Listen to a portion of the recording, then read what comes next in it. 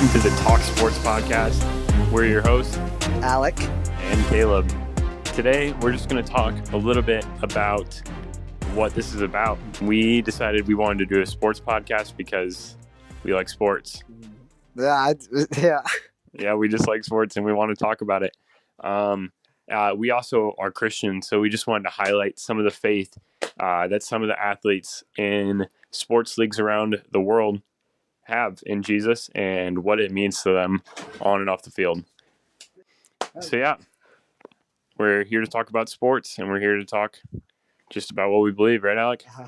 Yeah. So today we just wanted to talk about that, and then we just want to talk a little bit about March Madness, which is right around the corner, Alec. Alec, what are your thoughts on March Madness? And what about college basketball excites you? What about the season of filling up brackets? What do you like about that, man? I would say it's a really shot in the dark. Nobody knows who's gonna win anymore. I mean, although if you're good, you spend 1 year in college and then you leave. Like nobody stays. So even the best teams are okay. They're not. They might have one good player, but that player's probably gone after this year, and they're back to average or terrible. Yeah. So it doesn't really matter. It's not what it used to be. But it's really fun is the coaches that are just average or better. They always make it a little bit farther than coaches to this recruit. So I think Average coaches? Yeah. They make it better? Yeah. Okay.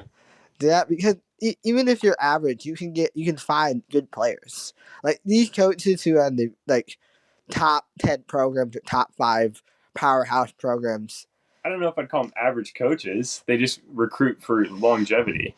Yeah, but they're never that good coaches. They're the coaches that have that one good season that they they won this many. They got to the Final Four 1 year. Let's give them to a top Power 5 coach. And now they're gonna suck. They're gonna suck. They're gonna be like, wow, I only had 1 good year. And why the good coaches stay at the program for years, for more than one. For maybe 3 or 4 years. That's longer than most coaches stay at one place. What coaches are you referring to? Any good coach, like the Oregon coach? No. The coaches that are bad or mid. USC coach is a joke. They always hype him up. He had 1 good season. Where was he from? What's it, like the Mountain West or something like that? The Mountain West is fun. I like the Mountain West. Yeah, whatever he was from. He had 1 good season. They're like, okay, let me just hire you at USC. What has he done? He has LeBron James' son, and he's not even good. He's going to go undrafted. Dang. You think he's going to the draft this year? Yes. LeBron's he can play in the Lakers right now. He can't. Like any other player, even the Wizards player can play in the Lakers. Yeah, I mean, they're in the NBA, so they probably could. They're not NBA talent. Yeah, I would agree, though, when talking about a lot of the one-and-done culture that is now taking over college basketball. I'm not the hugest fan of it. I think that there are players that are ready to go to the NBA at a young age, like a Tyrese Haliburton, who only stayed for a couple of years. Players like that are going. That's different. That's different. Yeah, I mean, no, but these are the teams you're talking about. Is all these they don't get to keep a culture because they're continuing to filter in players. But I think some of these teams like Houston gets those players to stay for quite a while, or even Kansas has had Kevin McCullough for a while. He's they build franchises. Or the rule. Armando Bacot. He's not an NBA player, but he's like the father of coaches. There's so many coaches that have literally left his wing and became head coaches. You talking about Bill Self? Yeah, Kansas coach. He's that good. And even those coaches, even the Duke coach, he's terrible. The one that took over from Coach K. Oh, okay, not Calipari. No. Okay. Yeah, still same thing, and hate to say this, but I think a lot of younger coaches are leaving college who are actually good and going to the NBA because this new paying your players, they're recruiting every second. It's not like back in the day where you could recruit in the summer. Now it's the whole year. If a program's like, hey yo, I'm gonna pay you $12,000 or maybe more, and it's okay, I guess I'm leaving, and they leave, and now the coach is like, okay, I'm better off doing the NBA. I know they might be jerks and they might get paid a lot of money to sit on the bench, and they're willing to deal with the jerkiness to become good coaches and actually have a culture and actually to put what they want. Yeah, I mean, I think college basketball is just such a fun sport, and I'd like to see more cultures that build players for 3 years before they leave and to the NBA and let them develop for a while. I mean, Michael Jordan stayed in college for 3 years. I think some of these players are able to develop a little bit more, before they get sent to the NBA. But yeah, as far as March Madness goes, we're really excited for this tournament. I think that it's kind of a two-man race with UConn and Houston, and everyone's just trying to catch them. And Houston just absolutely pummeled Kansas tonight. Well, 30-point win. Yes, at home, but 30 points on Kansas's head. But Kansas is overrated. I'll say that. Well, but Houston's good. Not Kansas here. They have way too many young guys. They still have McCullough. I know, but they have these 18-year-olds, 19-year-olds. Can 17-year-olds go in college? No, they can't. I mean, sometimes, but rarely. But rarely. But they probably do have one in their Kansas. I don't think so, but they do have. They're young. They're young. It's a young Kansas team. Like, give them a year or two. But I mean, that doesn't change the fact that Kansas got absolutely smoked. Oh yeah, they got killed. They're a ranked team, and Houston's just that dominant. Houston has that one player, I forget his name, but he's projected to be an NBA lottery pick. Like that is hard to do. Yeah, and like you're not. But that defense is unbelievable.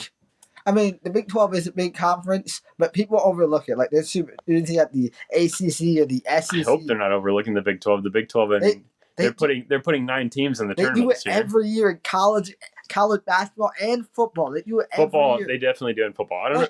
Basketball is definitely Big 12 is definitely a basketball. I would say this. They've gotten a little better over the years, but every year it's always like, look at this Alabama team. I think I would agree. But yeah, when it comes to filling out brackets, I don't think anyone actually knows what they're doing. It's a shot in the dark, like Alex said. And this year, I think just as many as other years, like there's a ton of teams that it's funny. You look at Indiana State, Drake could come out of that in Missouri Valley too, FAU, San Diego State. There's all these teams that can make a run that aren't your prototypical 1, 2, 3 seeds. Like we could have an 11 seed in the Final Four again. Like that is not unheard of. It's definitely possible. When filling out a bracket, Alec, my question to you is, do you put an 11 seed in the Final Four or a 9 seed, something like that, because it's happened 3 out of the last 4 years?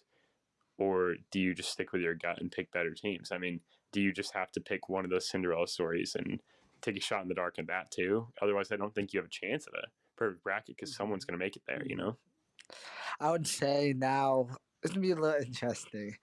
I would say I would do 11, like having someone out of 11 make it to the Final Four or whatever. I think this year is going to be a little bit different. I think this is the last year of the COVID option. So I think it's going to be weird because I think teams that are supposed to make it are going to make it this year. I think it's one of those seasons where it's just back to normal. I think this is probably going to be like one of the only seasons because I feel like the teams that are winning are supposed to win.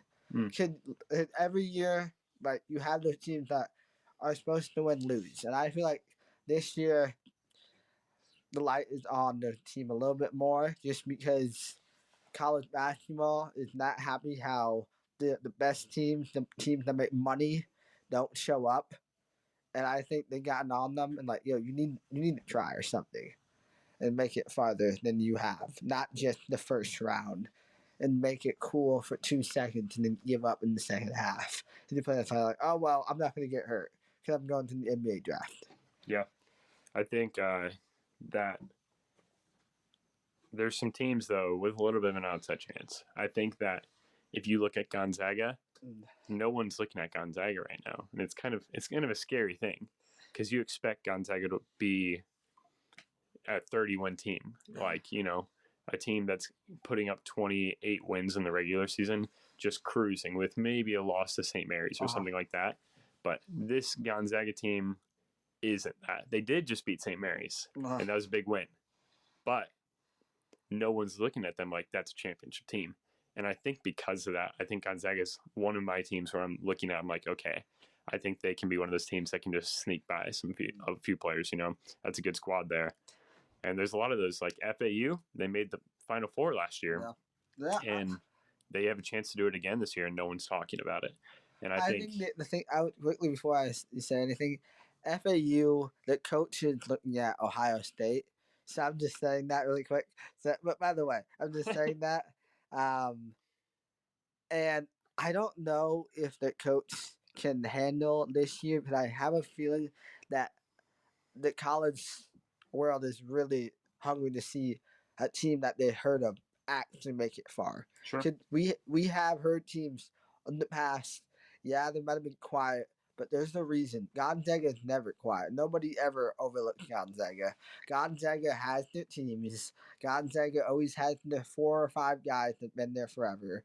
And they will show up. But I think, I don't know, somebody told me they're a little bit young this year, so I think that puts a concern on the college world. Yeah. But as an organization, they definitely have experience, which is something you have to look at.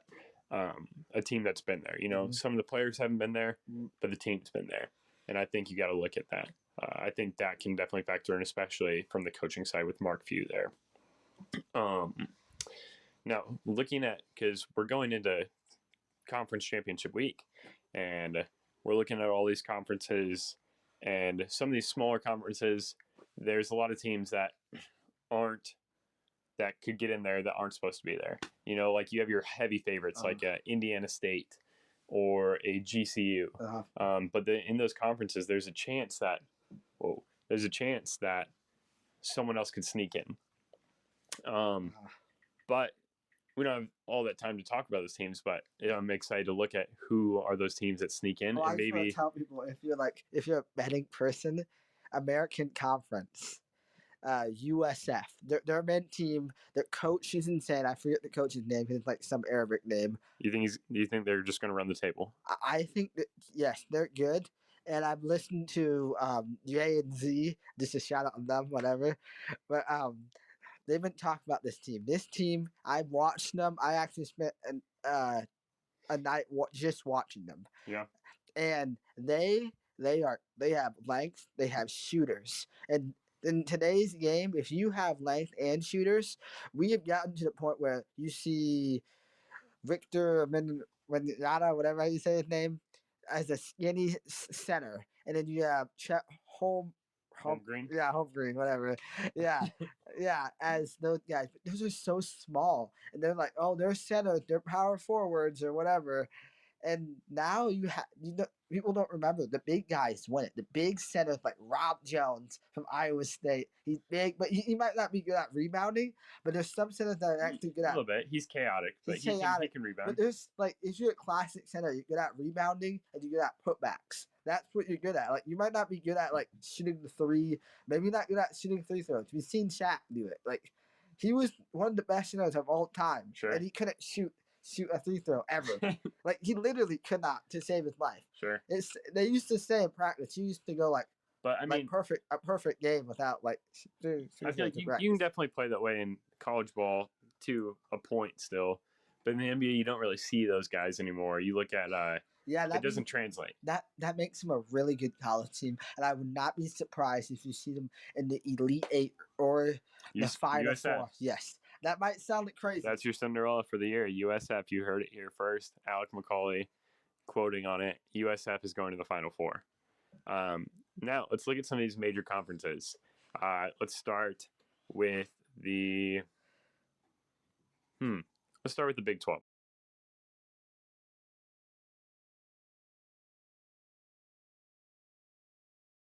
When we look at the Big 12, I think that's going to be a heated tournament, but I think you got to look at Houston's definitely the heavy favorite.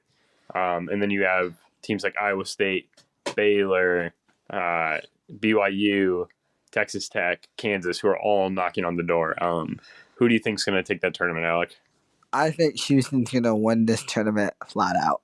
Flat out, no one else has a chance. I mean, Iowa State has a chance, but Houston's just so good, and they have so much talent. Yeah, I think that Iowa State, I am biased, but I think Iowa State's going to take this. I think they have the history there. Houston is obviously coming from the American League. They haven't played in this tournament yet. I think they'll do well.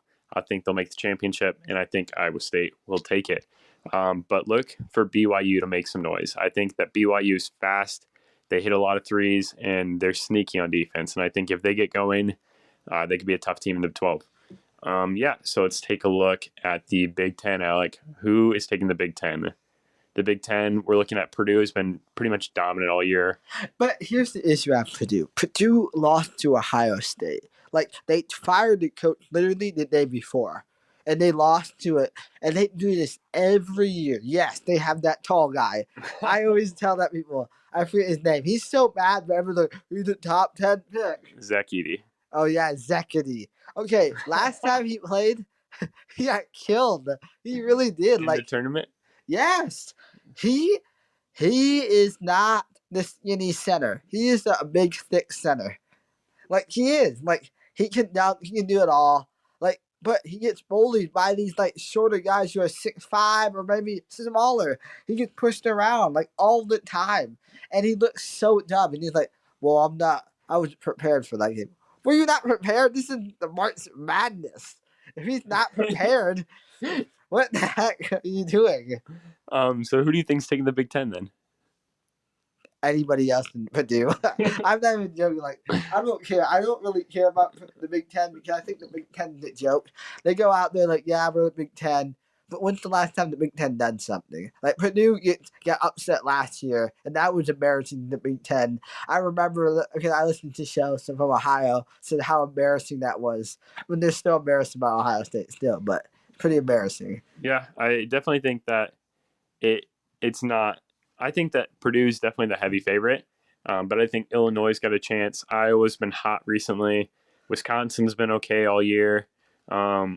But I think the team to look out for is Nebraska. And people can laugh at me, and that's okay. Nebraska with Fred Hoiberg as their coach this year, and that point guard, their Asian point guard, he's a beast. He's a three-point shooter, he's a dog. I don't remember his name, but he's a dog. And Nebraska beat Purdue earlier this year. Pretty bad. Again, when I tell you, they show up, they can play a couple great games, and they get beat by these teams who are just...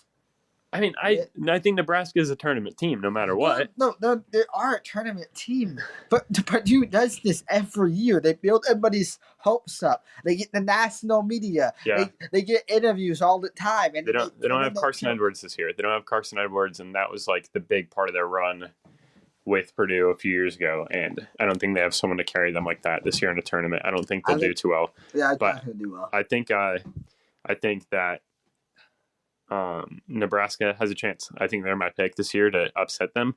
I think if it's not Nebraska, it's probably Purdue. Illinois definitely has a shot, but I think Nebraska and Coach Fred Hoiberg there finally has turned it around. And one thing about the mayor is that he knows how to win a conference championship. That should wrap that up. I would say, let's talk about the SEC. I am really happy about this conference. What about the SEC? Tennessee is awesome. Like, they have shooters. They just got beat by Kentucky. Okay, Kentucky is their rival. Yeah. Like, when you know somebody, it's like, I tell people this all the time. In football, if you know what the team's doing and you play them twice a year, you kind of have the feeling what their tendency is. Do they like playing a defense? Do they like playing a zone defense? Do they like playing a man defense? There's a difference. Like, you like your man-to-man or zone. Like, okay, what kind of tendency are you doing? Sure. Who's your pick for that? So I'm assuming your pick's Tennessee? Yes, Tennessee is awesome. No one else has a chance. I mean, there's a few, but I'd be honest. Tennessee's just so good this year. Yeah. They're like, apparently when I just looked at my phone a couple minutes ago, they're like a top 5 point scoring team. Yeah, Tennessee is a tough team. Definitely a tough team to beat. There's a lot of teams, though, in that SEC that could make a run at it, including a Kentucky, who's starting to get back to that Kentucky team that used to dominate back in the day, and they're starting to get there again. Tennessee's definitely tough. South Carolina. There is a lot of big schools there, and I think it'll be a tough conference, but I think you're right with Tennessee taking it. I think Tennessee will end up taking it, but I think South Carolina is a team to look at. Let's look at the Big East. Big East is Marquette. You got UConn, and you got Creighton. You know what? UConn is just UConn. I tell people, like, if they The reigning champs, man. I know. I can't count them out because they're the reigning champs. And because they're the number 2 team in the country. Yeah, but here's historically, they know how to, like, keep winning. Like they know how to win. They know how to win. It's not like they win and they take a day off. Like, they like, no, we're going to win and we're going to find better players to replace them. So, who you got taking it? UConn again. Like, it might sound crazy to say that it's because they won last year. It's because they really, like, when they play a bad team, they don't just kill them. They, like, murder them. They, like, up by 30 and a half. They're pulling out players. Like, legit, their players are like, well, I don't want to get pulled out, like, in the first quarter. Like, almost like that, because they're killing them so bad. Yeah.